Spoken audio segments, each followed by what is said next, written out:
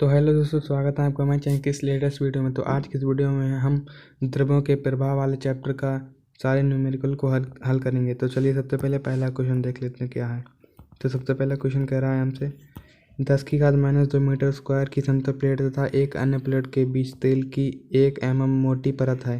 Plate को 1.5 centimetre प्रति second के वेग से चलाने के लिए कितना बल चाहिए होगा। तेल का श्यानता गुणांक 1.1 है। तो सबसे पहले डायग्राम बना लेते हैं इसका। तो डायग्राम से समझ लेते हैं। तो मान लीजिए एक प्लेट है, ये एक प्लेट ऊपर है, एक प्लेट नीचे है।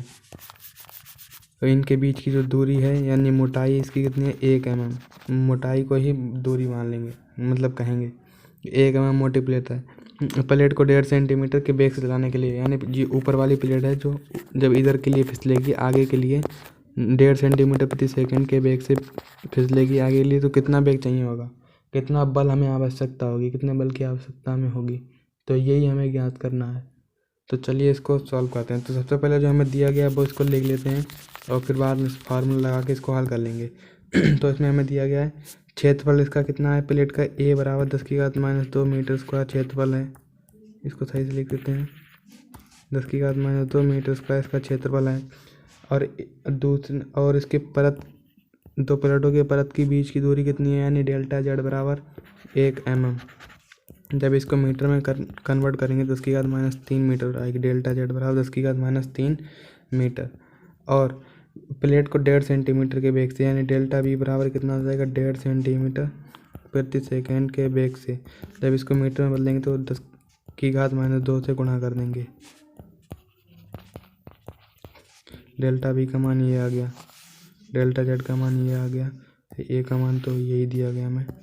और तेल का श्यानता गुणांक कितना है 1 पॉइस बराबर 1 पॉइस, क्योंकि हम जानते हैं कि 1 पॉइस कितना होता है 1/10 न्यूटन प्रति सेकंड होता है।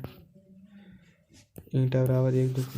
अब इसमें फार्मूला लगा देंगे F यानी बल का, ईंटा A डेल्टा B/ΔZ, ये फार्मूला होता है बल निकालने का।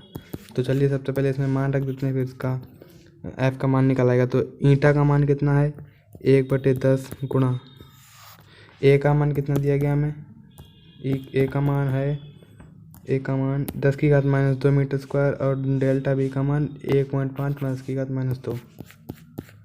A का मान है 10⁻² मीटर स्क्वायर 1.5 × 10⁻² मीटर प्रति सेकेंड। और ΔZ का मान कितना है, दोनों परतों के बीच की दूरी 1 × 10⁻³। ये देखिए 1 × 10⁻³, 1 × 10⁻³।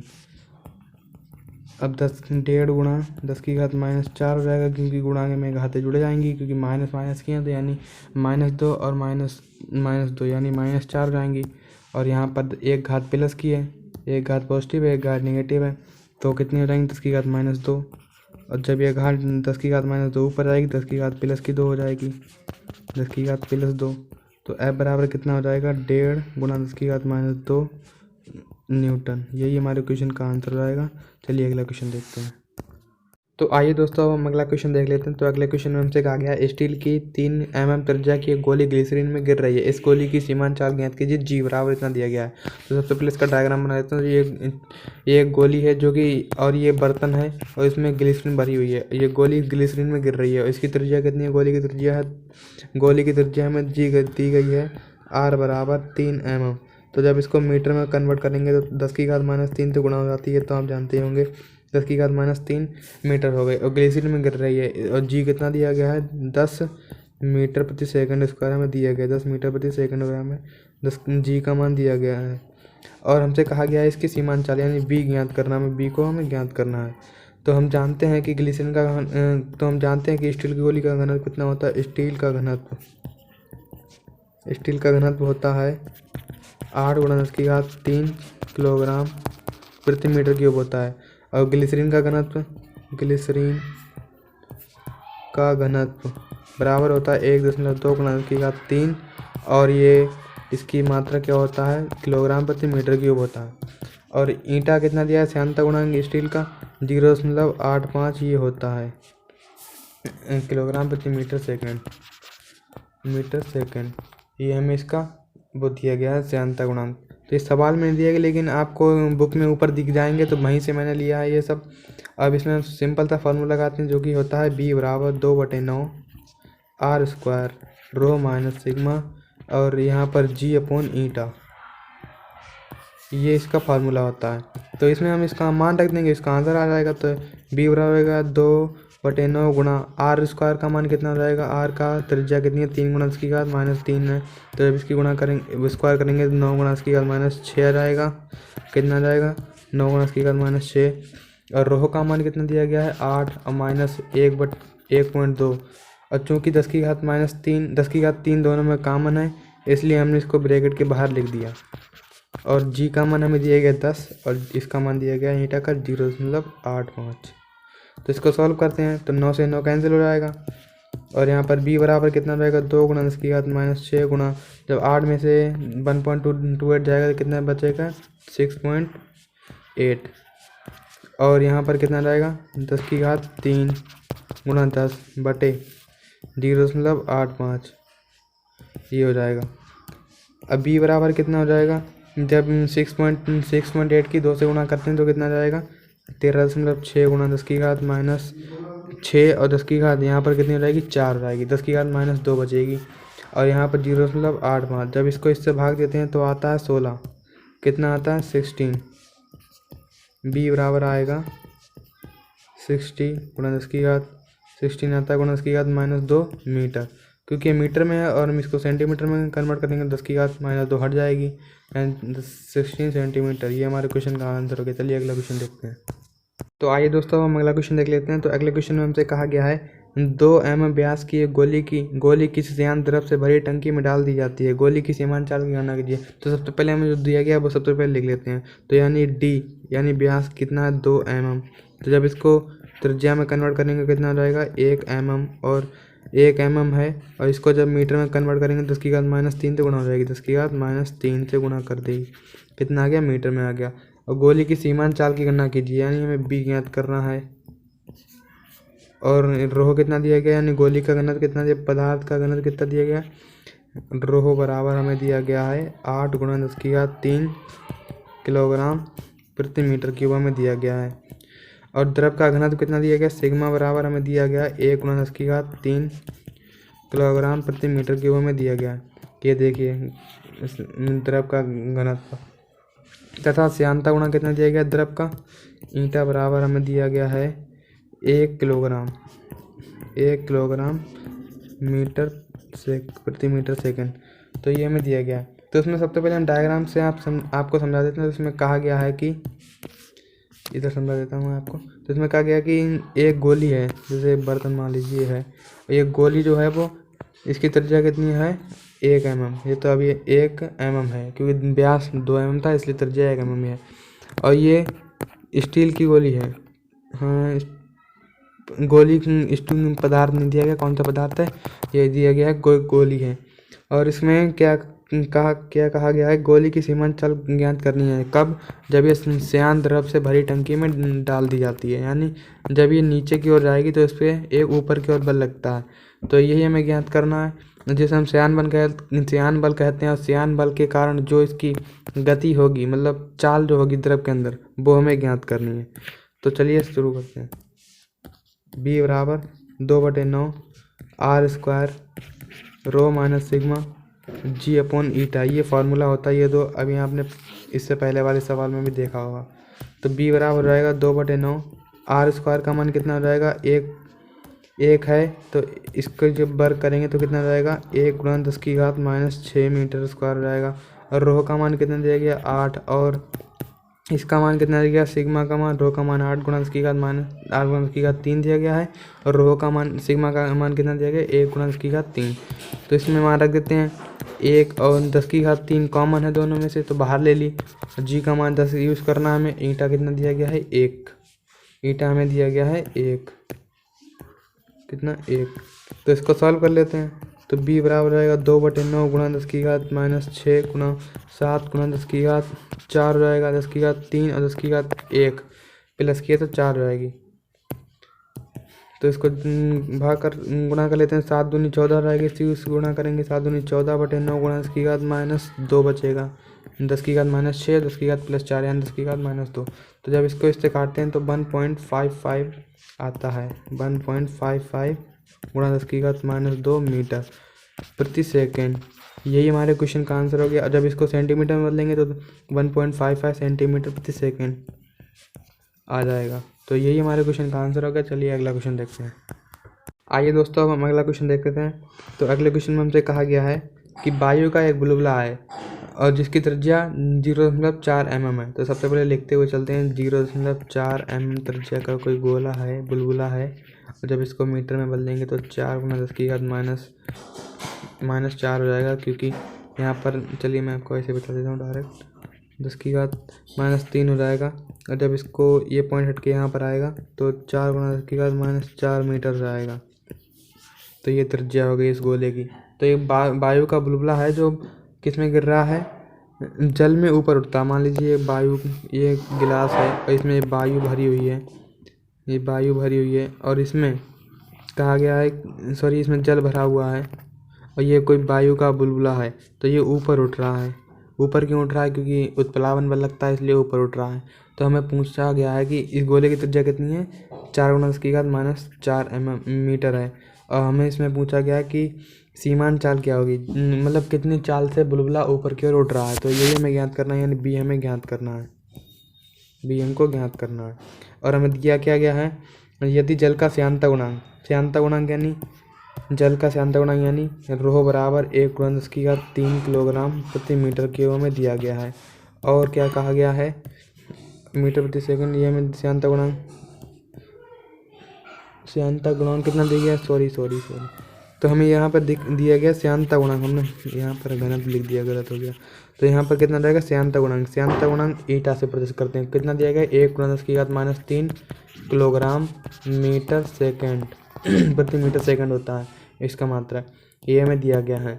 और हमसे कहा गया है कि सीमांत चाल ज्ञात कीजिए। वायु का घनत्व उपेक्षणीय है। वायु का घनत्व जो है उपेक्षणीय है, मतलब शून्य है। लेकिन वायु का घनत्व उपेक्षणीय है, लेकिन जल का घनत्व तो होगा ना 1 गुणा 10 की घात 3। ये तो जल का घनत्व होता है। तो हमें यही लिखना है। और सिग्मा बराबर 0, क्योंकि वायु का वेग उपेक्षणीय है। अब इसमें हम फार्मूला लगाते हैं, इसका आंसर आएगा 2/9 r² sigma minus rho minus sigma और g/ईटा। तो कितना हो जाएगा, b बराबर 2/9 r² का मान कितना हो जाएगा, r² का मान है 4 गुणा 10 की घात -4।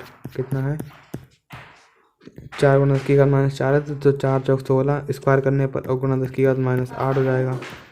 और गुणा रोह का मान कितना है, 8 गुणा 10 की घात 3 -0 हो जाएगा, तो कुछ नहीं होगा यहाँ पर। और गुणा 10, तो हमें यूज़ करना है 10 नहीं, सॉरी, यहाँ पर हम इसका यूज़ करेंगे 9.8 का। क्यों? क्योंकि हमें बुक में दिया गया है जहाँ पर हमें आवश्यकता पड़े वहाँ पर 9.8 लेंगे, और जहाँ पर क्वेश्चन में दिया गया हो तो वहाँ पर 10 लेंगे, जितना दिया गया होगा उतना लेंगे। लेकिन इस क्वेश्चन में हमें दिया ही नहीं गया कि जी का मान कितना यूज़ करना है, इसलिए हम 9.8 लेंगे। तो इसको 9.8 लेंगे। तो b बराबर कितना हो जाएगा, 2/9 गुणा 10 की घात गुणा 16 गुणा 10 की घात -8 और गुणा 8 गुणा यहाँ पर कितना हो जाएगा, 10 की घात 3 गुणा 9.8। तो ये हो जाएगा। और यहाँ पर ईटा का मान तो रखा ही नहीं, तो ईटा का मान कितना है, 10 की घात -3 1 गुणा 10 की घात -3 बटे 1 गुणा 10 की घात -3, ये हो जाएगा। तो जब इसको सॉल्व करेंगे तो b बराबर कितना आ जाएगा, तो इसकी 16 दूनी 32 हो जाएंगे। 32/9 गुणा 10 और यहाँ पर 9.8 एक तरफ कर लेते हैं और गुणा 10 की घात -8 और 10 की घात -8 और यहाँ पर कितना दिया गया है। तो आइए दोस्तों, अब हम इस फार्मूले में सभी मान को यूज़ करते हैं, इसका आंसर आएगा। तो 2/9 गुणा r² का मान कितना दिया गया है, r² का मान है 4 गुणा 10 की घात -4 मीटर। कितना है, 4 गुणा 10 की घात -4 मीटर। तो इसका जब बार करेंगे 16 गुणा 10 की घात -8 हो जाएगा। और रोह का मान कितना दिया गया है, 10 की घात 3 और उपेक्षणीय है ये, तो सिग्मा उपेक्षणीय है। और जी का मान कितना है, 9.8, क्योंकि हमें इस क्वेश्चन में नहीं दिया गया इसलिए हम 9.8 का उपयोग करेंगे। और ईटा का मान कितना दिया गया हमें, ईटा का मान हमें दिया गया है, ईटा का मान 1 × 10⁻³ किलोग्राम मीटर प्रति मीटर सेकेंड। कितना? 1 × 10⁻³ किलोग्राम पर मीटर सेकेंड। तो इसकी सभी से गुणा करेंगे 16 की 2 से 16 दूनी 32 × 10⁻8 × 10⁻³ × 10⁻9.8 बटे 10⁻³ तो जब ये घात ऊपर जाएगी 10⁻³ तो ऊपर जाएगी प्लस की हो जाएगी।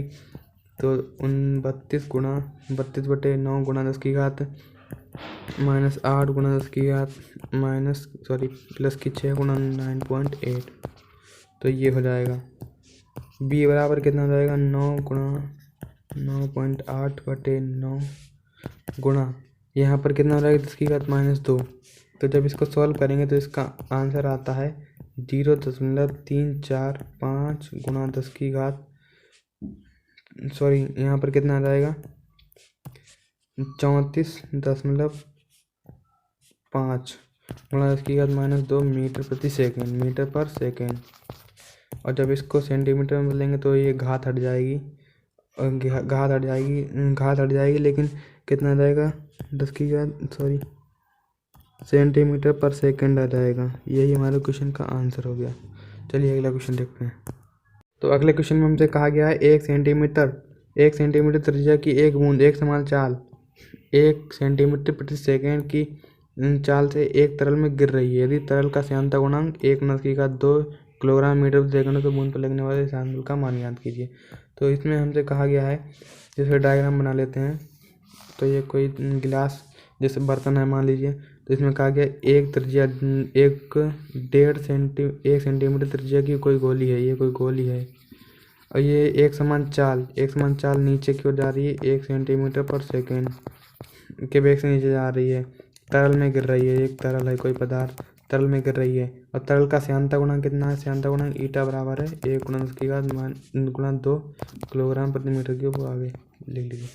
तो यहाँ पर हो गया है, इतना दिया गया है श्यानता गुणांक और हमें ज्ञात क्या करना है? बूंद पर लगने वाले श्यान बल का मान। क्योंकि जब ये नीचे जाएगी गोली तो इस पर एक ऊपर की ओर भी बल लगेगा जिसको हम श्यान बल कहते हैं। तो ये हमें ज्ञात करना कितना श्यान बल लगेगा। तो चलिए सबसे पहले जो हमें दिया गया वो लिख लेते हैं। तो r बराबर है 1 सेंटीमीटर। तो r बराबर कितना जाएगा? 1 × 10⁻² मीटर हो जाएगा क्योंकि मीटर में बदलेंगे 10⁻² से गुणा करनी पड़ती है। और एक समान चाल b बराबर 1 कितना दिया गया है? 1 सेंटीमीटर पर सेकेंड। तो इसको भी मीटर में बदलेंगे तो 1 × 10⁻² मीटर पर सेकेंड हो जाएगा। और तरल में गिर रही है और इसका तरल का श्यानता गुणांक कितना दिया गया है? तरल का श्यानता गुणांक 1 × 10⁻²। श्यानता गुणांक ईटा बराबर है 1 × 10⁻² किलोग्राम मीटर पर सेकेंड, किलोग्राम प्रति मीटर सेकेंड। ये हमें दिया गया है और एफ हमें निकालना है क्योंकि हम जानते हैं स्टोक्स के नियम से एफ बराबर क्या होता है? 6 पाई ईटा RV। ये होता है जब कोई गोली द्रव में नीचे गिर रही होती तो उस पर ऊपर की ओर एक बल कार्य करता है जिसका मान 6 पाई ईटा RV के बराबर होता है। तो एफ बराबर कितना हो जाएगा? 6 पाई का मान ऐसे रखेंगे। ईटा कितना दिया गया हमें? ईटा दिया गया है 10⁻²। 1 × 10⁻²। आर का मान कितना निकाला था अभी? 1 × 10⁻²। 1 × 10⁻² और बी का मान यानी चाल कितनी है इसकी? 1 × 10⁻²। 1 × 10⁻²। तो ये दो से ये दो कैंसिल हो जाएगा क्योंकि प्लस की घात माइनस की घात कैंसिल हो जाती हैं। तो एफ बराबर 6 पाई गुणा 10⁻²। ये बचा। ये देखिए ये वाला बच गया। तो जब इसको पॉइंट हम जब घात हटाएंगे तो इधर पॉइंट बढ़ जाएंगे तो 2 पॉइंट बढ़ेंगे। 0.06 पाई न्यूटन। यही हमारे क्वेश्चन का आंसर हो गया। यानी जब वो गेंद यानी जब वो गोली उस द्रव में गिरेगी तो उस पर एक ऊपर की ओर बल कार्य करेगा तो वो उसका मान कितना होगा? 0.06 पाई न्यूटन।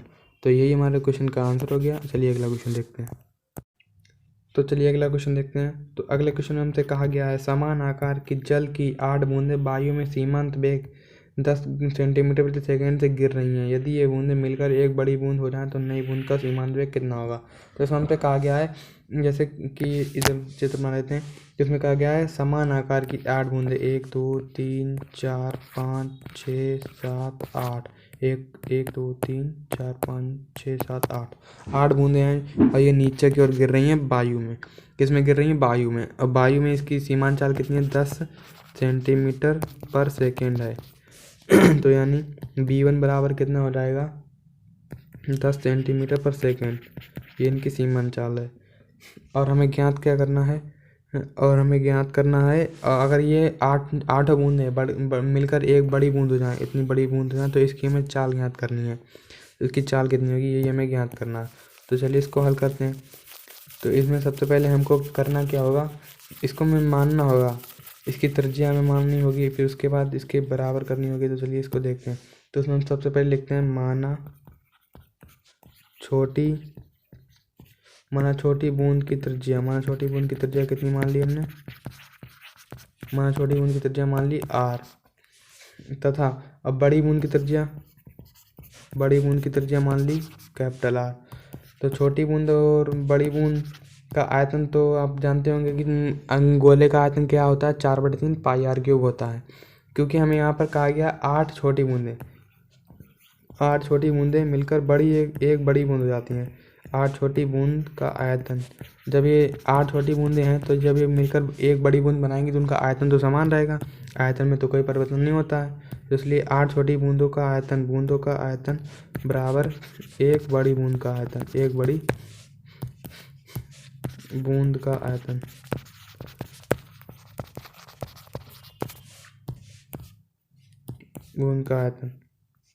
तो ये हो जाएगा। तो 8 बड़ी बूंद का आयतन क्या होगा? 8 गुना 4/3 पाई r³, क्योंकि छोटी बूंद का त्रिज्या हमने कितनी मारी? r³, और इसकी 4/3 पाई r³ हो जाएगी। पाई r 4/3 पाई से 4/3 पाई कैंसिल, और यहाँ पर कितना हो जाएगा?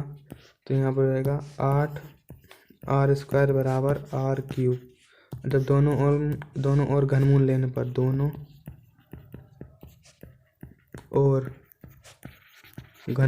पर, घनमूल क्यों लिया? क्योंकि तभी ये r³ कैंसिल हो जाएगी घनमूल लेने पर। तो कितना हो जाएगा? 2r बराबर r। यानी बड़ी बूंद की तो त्रिज्या है वो छोटी बूंद की त्रिज्या की कितनी है? 2 गुनी है। तो हमें यही ज्ञात करना है। तो b बराबर 2/9 r² रो माइनस सिग्मा g/ईटा। तो ये समीकरण फर्स्ट हो गई। ये पहली 8 बूंदों का मान लेते हैं, 8 बूंदों का, और ये एक बड़ी बूंद का है। 8 बूंदें हैं तो उसमें एक छोटी बूंद का है आयतन, और ये मान लेते हैं जब 8 बूंद मिलकर एक बड़ी बूंद बना लेते हैं तो इसका आयतन मान लेते हैं 2/9 r² रो माइनस सिग्मा g/ईटा। तो ये समीकरण 2 मान लेते हैं। तो समीकरण 1/2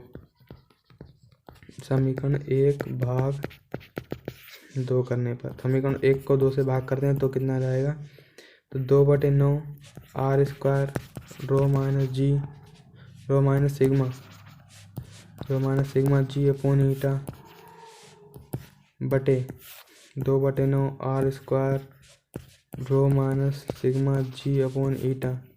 तो ईटा और ये सब कैंसिल हो जाएंगे और ये भी कैंसिल हो जाएगा। तो बचा क्या है यहाँ पर? v1/v2 बराबर क्या बचा? r² बचा है। यही बचा ना। और यहाँ पर b1 का मान कितना दिया गया? b1 का मान यानी गोली कितनी वेग से नीचे जा रही है? 10 सेंटीमीटर प्रति सेकेंड। 10 सेंटीमीटर प्रति सेकेंड के वेग से नीचे जा रही है। 10 सेंटीमीटर वेग पर 10 सेंटीमीटर को जब मीटर में लेंगे तो 10 सेंटीमीटर, और यहाँ पर कितना आएगा? 10 × 10⁻², यानी 10⁻⁻1 मीटर हो जाएगा, मीटर प्रति सेकेंड। 10⁻⁻1 मीटर प्रति सेकेंड। तो इसका मान यहीं पर रख देते हैं, इसका आंसर आ जाएगा 10⁻⁻1 बटे b2। तो हमें ज्ञात करना है r² का मान ऐसे रखेंगे। और r का मान अभी कितना निकाला था? r का मान अभी आया था 2r के बराबर। तो इसका मान यहाँ पर रख देते हैं 2r²।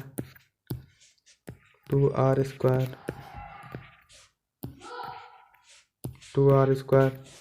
10⁻⁻1 b2 बराबर r², 4r²। r² से r² कैंसिल हो जाएंगे। b2 बराबर कितना हो जाएगा, 4 × 10⁻⁻1 ये हो जाएगा। तो b2 बराबर कितना आ जाएगा, 4, सॉरी ये मीटर में आएगा ना, मीटर पर सेकेंड। तो जब इसको सेंटीमीटर प्रति सेकंड में बदलेंगे तो 10⁻2 से भाग करनी पड़ेगी, 10⁻2 से गुणा करनी पड़ेगी, फिर 10⁻2 से गुणा करनी पड़ेगी। तो कितना हो जाएगा, 40 सेंटीमीटर पर सेकेंड। तो यही हमारे क्वेश्चन का आंसर हो गया। चलिए अगला क्वेश्चन देखते हैं। तो आइए दोस्तों हम अगला क्वेश्चन देख लेते हैं। तो अगले क्वेश्चन में हमसे कहा गया है, एक क्षैतिज पाइप में आदर्श द्रव के प्रवाह का वेग 8 मीटर प्रति सेकंड है। द्रव का वेग से ज्ञात कीजिए। जी का मान हमें 10 मीटर प्रति सेकंड उसका दिया गया है। तो बी बराबर है 8 मीटर प्रति सेकंड दिया गया है और जी का मान हमें दिया गया है 10 मीटर प्रति सेकंड उसका। निकालना क्या है हमें, वेग शीर्ष। और चूँकि वेग शीर्ष जानते हैं हम क्या होता है, b²/2g होता है। वेग शीर्ष बराबर क्या होता है, b²/2g होता है। तो यहीं से हम इसका मान निकालेंगे। तो b² का मान कितना है, 8 × 8 स्क्वायर हो जाएगा। जी का मान कितना है, 2 × g का मान 10। तो यहाँ पर कितना हो जाएगा, 64/20 यानी कितना हो जाएगा, 3.2 मीटर प्रति सेकेंड। यही हमारे क्वेश्चन का आंसर हो गया। चलिए अगला क्वेश्चन देखते हैं। तो अगले क्वेश्चन में हमसे कहा गया है कि एक क्षैतिज पाइप में, ये बिल्कुल सेम क्वेश्चन है, क्षैतिज पाइप में जल का वेग शीर्ष 1.25 मीटर है। जल का वेग प्रवाह ज्ञात कीजिए। जी बराबर इतना दिया गया है। तो हमें क्या दिया गया है, वेग शीर्ष दिया गया b²/2g बराबर हमें दिया गया है 1.25 होता नहीं बल्कि दिया गया है। और हमें इसका मान निकालना है, किसका मान निकालना है, वेग प्रवाह यानी बी का मान निकालना है। और जी का मान हमें कितना दिया गया, जी का मान हमें दिया गया 10 मीटर प्रति सेकंड। तो इसमें यहाँ पर मान रख देते हैं 2 × g बराबर हो जाएगा 1.25। जब इसकी क्रॉस मल्टीप्लाई करेंगे तो b² बराबर 1.25 × 10 × 20 और यहाँ पर कितना हो जाएगा, b² बराबर हो जाएगा, ये पॉइंट हटेगा तो यहाँ पर एक जुड़ो बढ़ेगा, 12 दूनी 24 से 25 हो जाएंगे।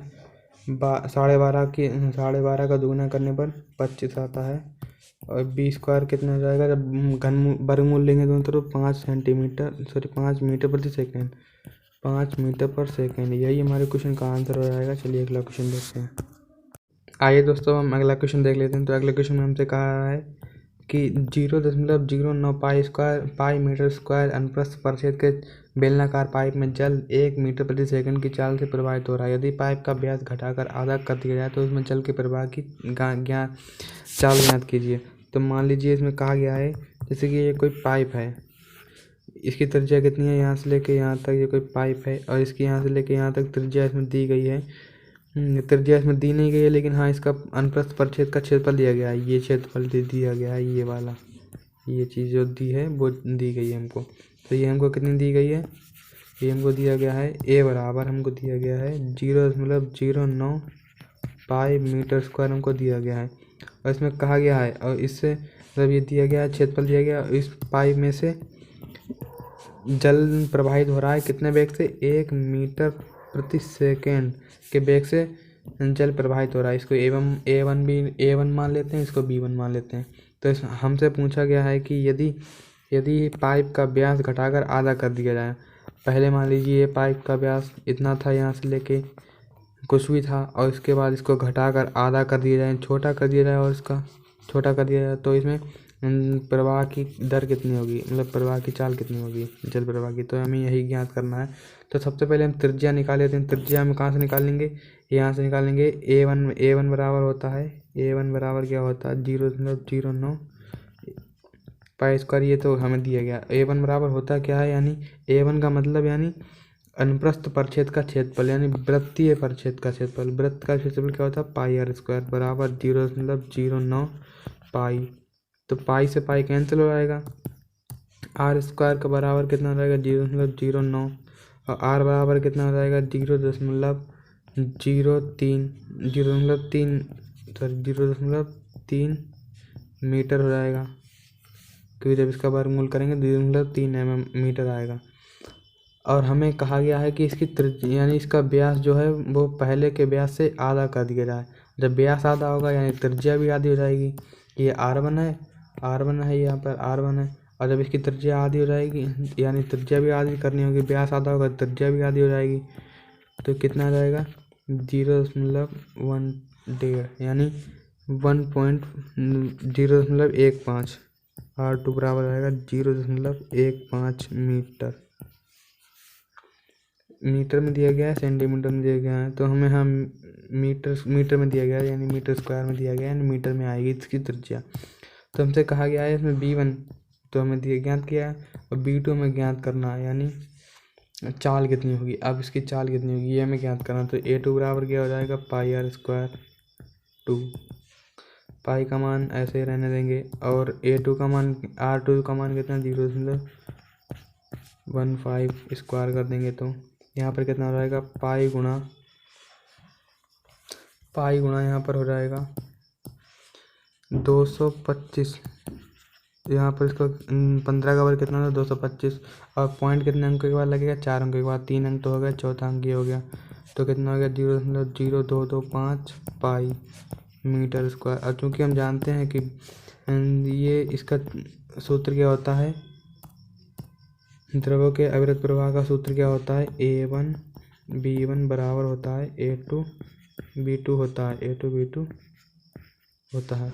अब A1 का मान हमें कितना दिया गया है, A1 का मान हमें दिया है 0.09 पाई गुणा B1 का मान हमें कितना दिया गया है, B1 का 1 मीटर प्रति सेकंड हमें दिया गया, 1 मीटर पर सेकंड, 1 मीटर प्रति सेकंड दिया गया। हाँ, और हमें निकालना क्या है B2 निकालना है। A2 का मान अभी हमने ये निकाला है, कितना आया 0.025 पाई गुणा B2 का मान तो निकालना है, पाई से पाई कैंसिल हो जाएगा, और यहाँ पर B2 बराबर क्या हो जाएगा, B2 बराबर हो जाएगा 0.09/0.0225। तो पॉइंट हटाएंगे, ये संख्याएं भी बराबर हैं। यहाँ पर पॉइंट के बाद कितनी संख्या हैं, यहाँ पर पॉइंट के बाद हैं कुल 4 संख्याएं, यहाँ पर 2 संख्याएं, तो 2 जीरो और बढ़ आएंगे। तो इसको जब इससे काटते हैं तो 225 चौके 900 होते हैं, तो यहाँ पर 4 मीटर प्रति सेकंड आंसर आ गया हमारा। यही हमारे क्वेश्चन का आंसर हो गया। चलिए अगला क्वेश्चन देखते हैं। तो ये सवाल भी बिल्कुल पहले वाले सवाल के जैसा ही बिल्कुल सेम टू सेम वही सवाल है। तो इसमें कहा गया एक असमान परिच्छेद की नली, एक क्षैतिज नली में जल प्रवाहित हो रहा है। जिस स्थान पर नली की त्रिज्या 0.3 मीटर है वहाँ पर जल का वेग 1 मीटर प्रति सेकंड है, और जिस स्थान पर नली की त्रिज्या 0.15 मीटर वहाँ जल के वेग की गणना कीजिए। तो सबसे पहले यहाँ पर कोई नली बना लेते हैं। ऐसी नली है, यहाँ पर ये कोई नली है।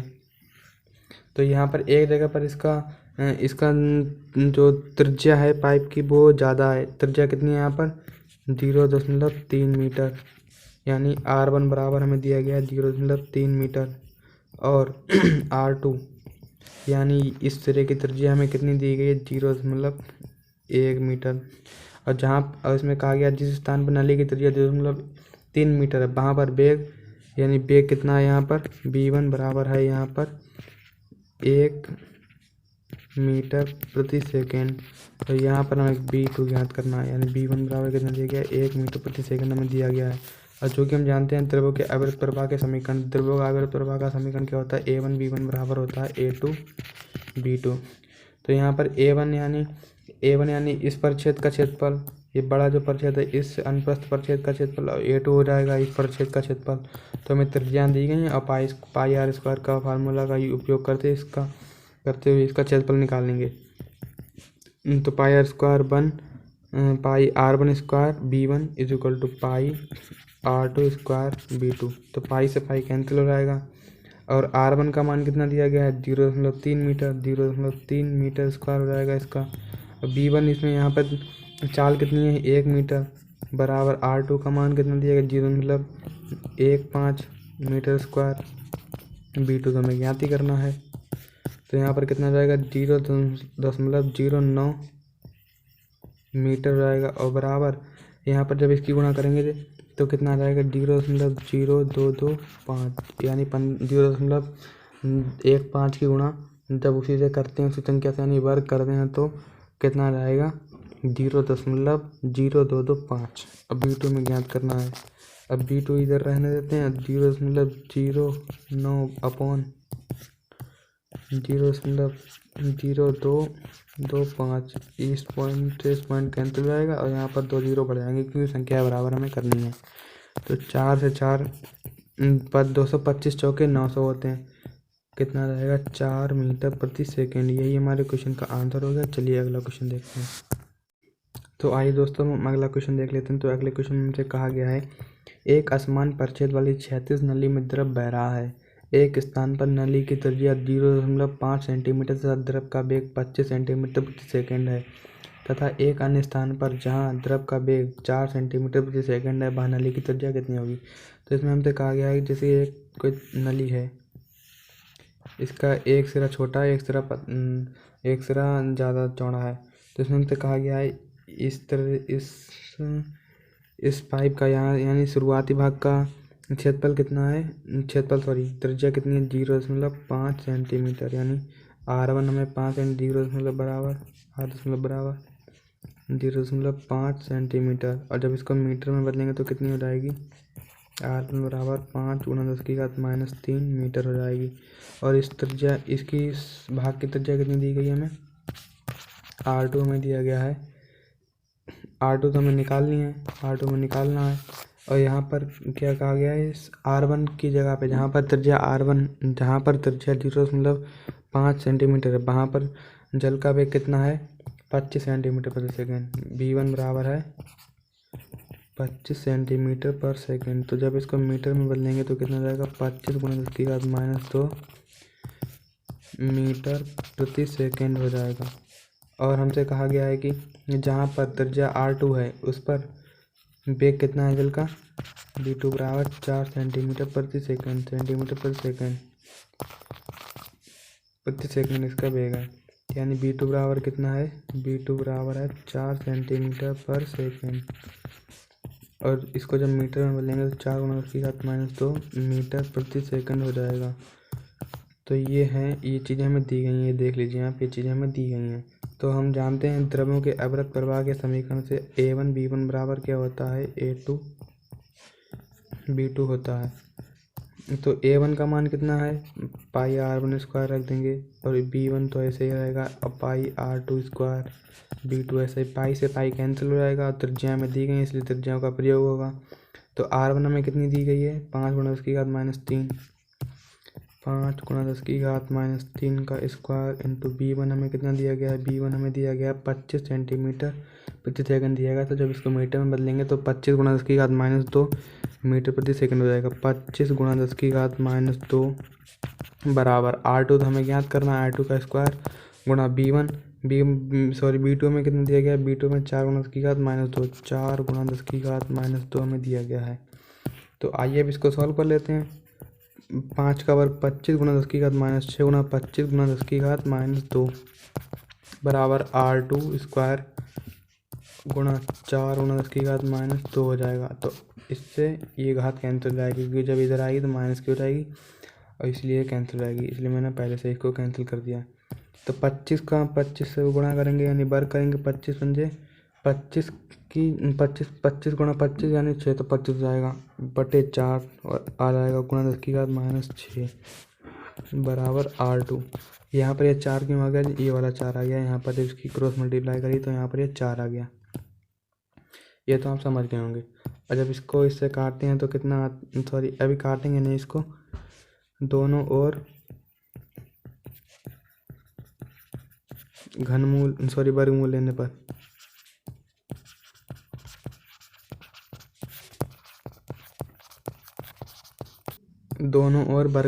तो दोनों ओर वर्गमूल लेंगे तो कितना जाएगा, 625 का वर्गमूल कितना होता है, 25/4 का 2 हो जाएगा गुणा 10⁻³ हो जाएगा, 10⁻6 का 10⁻³ हो जाएगा।